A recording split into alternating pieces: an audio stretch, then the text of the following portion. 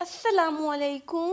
ज़हनी टेंशन लेने वालों सुनो, हम सभी कभी ना कभी उदासी और बेजारी की कैफियत से दो चार होते हैं।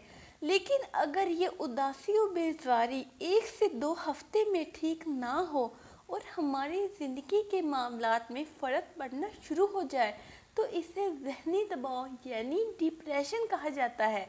इसकी वजूहात दर्ज झैल हैं। बाज़ दफ़ा कुछ मामलाते ज़िंदगी जो तकलीफ़दा वाक़यात पर मुश्तमिल होते हैं, मसलन किसी करीबी अज़ीज़ का इंतकाल हो जाना, डिवोर्स यानी तलाक हो जाना, नौकरी वगैरह के ख़त्म होने के कुछ अरसे बाद उदासी या मायूसी रहना, जिस्मानी बीमारियां मसलन कैंसर, दिल की बीमारियां या ऐसी तकलीफ़ जो लंबे अरसे से चल रही हो जैसे जोड़ों या सांस की बीमारियां। बाज़ लोगों को डिप्रेशन होने का ख़तरा ज़्यादा होता है। इसकी वजह शख्सियत भी होती है, कुछ बचपन के हालात व तजुर्बात भी होते हैं। ख़वातीन में मर्दों की निस्बत डिप्रेशन के ज़्यादा इम्कानात होते हैं। अलामात ज़रूरी नहीं है कि हर मरीज़ में ये तमाम अलामात हों, लेकिन अगर किसी मरीज़ में इनमें से कोई सी कम अज़ कम 4 इलामात हों तो वो डिप्रेशन का शिकार है। नंबर 1, उदास और अफसुदा रहना। नंबर 2, जिस चीज़ में पहले दिलचस्पी हो उसमें दिल ना लगना। नंबर 3, जिस्मानी थकावट और कमज़ोरी महसूस करना। नंबर 4, रोज़मर्रा के कामों में तवज्जो ना दे पाना। नंबर 5, अपने आप को दूसरों से कमतर समझना या खुद एतमादी का कम हो जाना। नंबर 6, अपने आप को फजूल और नाकारा समझना और माजी की छोटी छोटी बातों के लिए खुद को इल्ज़ाम देते रहना। नंबर 7, मुस्तकबिल से मायूस हो जाना, नींद खराब होना, भूख ना लगना, खुदकशी के ख्यालात आना या खुदकुशी की कोशिश करना। इसका इलाज बाज़ दफ़ा इतना शदीद डिप्रेशन हो जाता है कि इलाज के बगैर ठीक नहीं होता।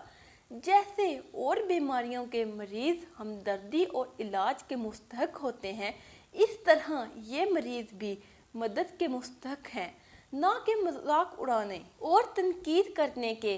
अगर आप किसी अच्छे माहिर अमराज़ दिमाग से रब्ता करेंगे तो कुछ अरसे के लिए अद्वियात बहुत मददगार साबित होंगी।